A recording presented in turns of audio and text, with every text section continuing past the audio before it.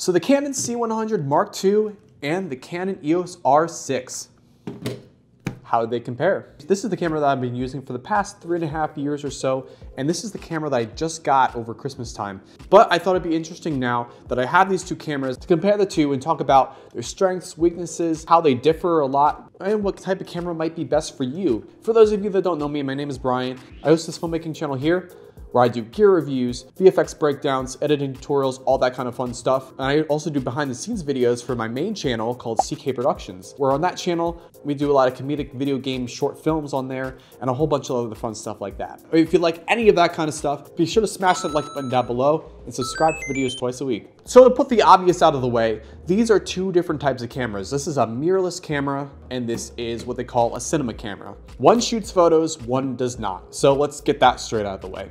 But of course, they both shoot video. Mirrorless cameras are photo cameras that have the capability of shooting video, basically. And cinema cameras are cameras that are made for just shooting video and kind of set up in situations where it's not like your regular video camera that you have your dad used to record you with when you're opening presents and stuff like that. This is a camera that's set up basically for filmmaking. And that's not to say that this camera isn't made for filmmaking. It absolutely is made for filmmaking, but it's also made for photography as well. So for starters, in terms of recording quality. So both of these cameras have a 4K sensor. I mean, this one technically has like a 5.4K sensor because of the photography, but the main difference is this outputs in 4K and this outputs in 1080. This camera has a 4K sensor, it records in 4K, but it outputs a 1080 output. So basically it's kind of downscaling the 4K. This one isn't doing any downscaling or anything. And looking at that, I mean, you think there's a clear winner out of this for sure. But there's a couple things to consider when you're talking about the recording qualities and the recording modes that they do.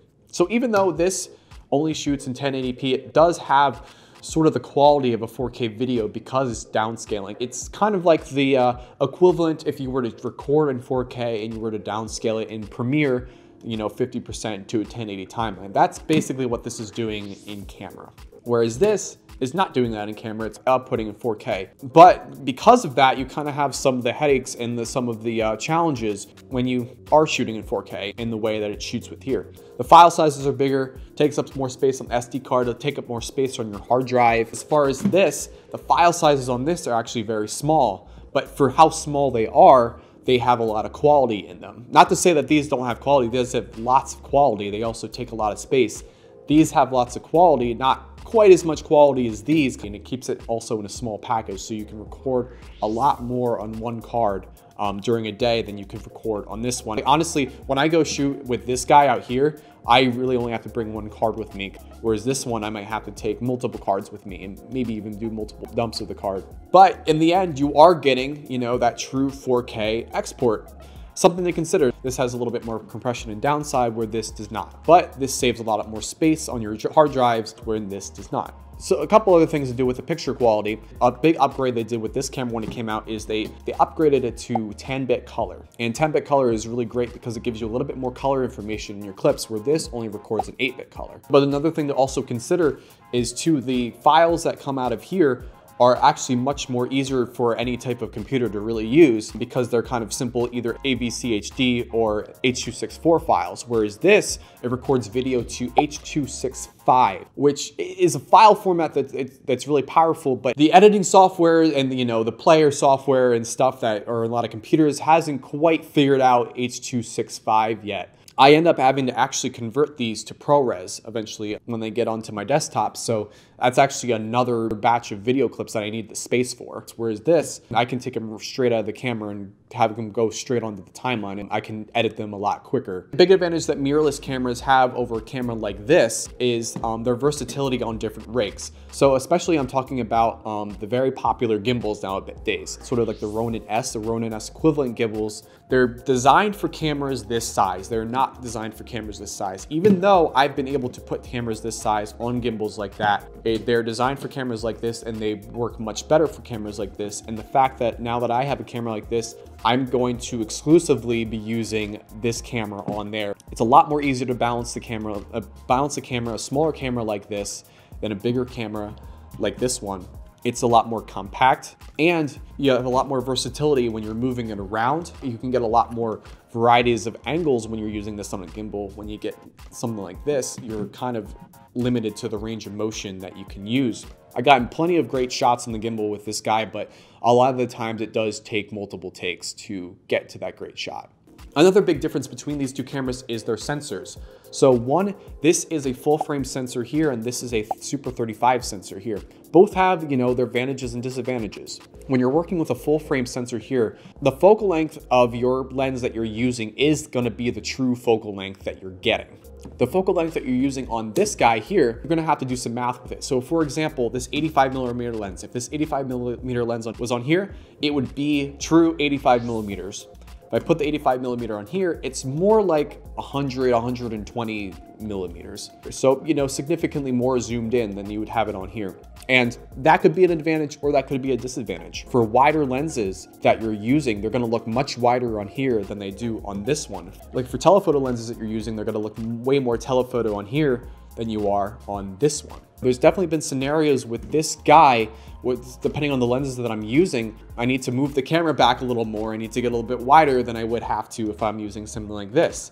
But vice versa, if there's something that's zoomed in pretty far that I'm trying to get a video of, even if I put this guy on here, put it up to 200mm, it still isn't far enough to get to it. Whereas if I put it on here, you get that extra bit of crop factor to it. You're much more easier to get something that's farther away. Now, not necessarily a good thing or a bad thing, it's just something to consider. Big obvious thing that's a big comparison between the two of these is this has this built-in sound bar here, which you can take off. It's also got a couple of other accessories. You can put a hand grip on the side here, whereas stuff like a mirrorless camera, they're built a little bit more simpler than something like a cinema camera. It's interesting to compare these two cameras right now because of the price point of these cameras currently.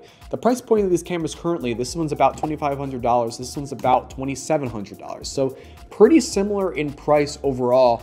But keep in mind, this has been out for about 3 or 4 years now, and the price has gone down. Out of the market, it was more like $3,500 to get one of these new. Typically for cameras like these, you're paying for more of these kind of internal functions with them. Paying for the fact that you can have a soundbar built into it, whereas if you're gonna have something like this, you have to buy an accessory for that. You get a little bit more out of the box with this. You get a little bit more of those functions, like the peaking and the ND filters. I really like using those all the time, and you don't really get those with a camera like this. But if you think about the opposite, you can actually get more out of your real video quality out of this, outputting with 4K with several different frame rates and stuff, whereas, this, you're a little bit limited with that. And one of the biggest things to consider also in terms of built-in functions, battery life. The batteries of these cameras are awesome. They are power horse batteries. They'll last you 3, 4, 5 hours at a time recording, whereas battery like this, in these, with constant video recording with these, they only last maybe,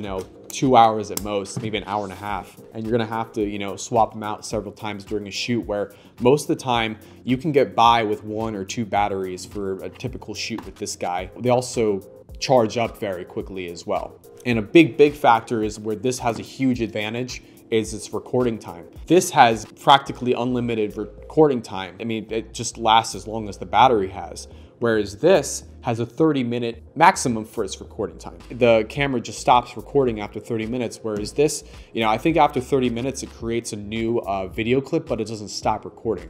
Also, what's really great about both of these cameras is both these cameras can shoot in log format, so it shoots in C-Log.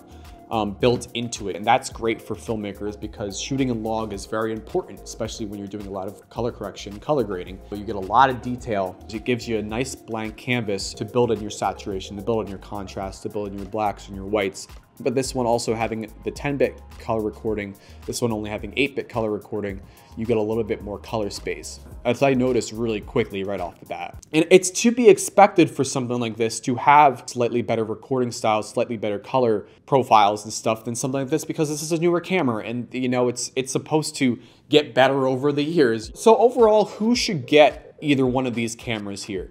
This camera, I believe, is a little bit better suited for people who do I'd say client work, or they work for a production company, or they have their own production company, or if you're a film student or you make your own short films, this is a great camera for that. I would say it's not the best camera for someone who's just getting started with video or dabbles around with video. You'd want to own a camera or two before you move on to something like this camera. Handling a camera like this is much different than handling something like a DSLR or a mirrorless camera. These types of cameras, and especially the cameras that are in the higher level of these, are standard for a lot of different types of films. A lot of independent films, a lot of documentaries use cameras like this because they have factors like they can shoot for a long time, you can shoot audio straight into it, and of course for weddings. This is a great camera for weddings. Big favorite of mine, a lot of things to like about it, but when you're working with a camera like this, you get some things out of it that you can't get out of this one. One, obviously you have a photo camera as well. The fact that I think it can be used for more variety of purposes,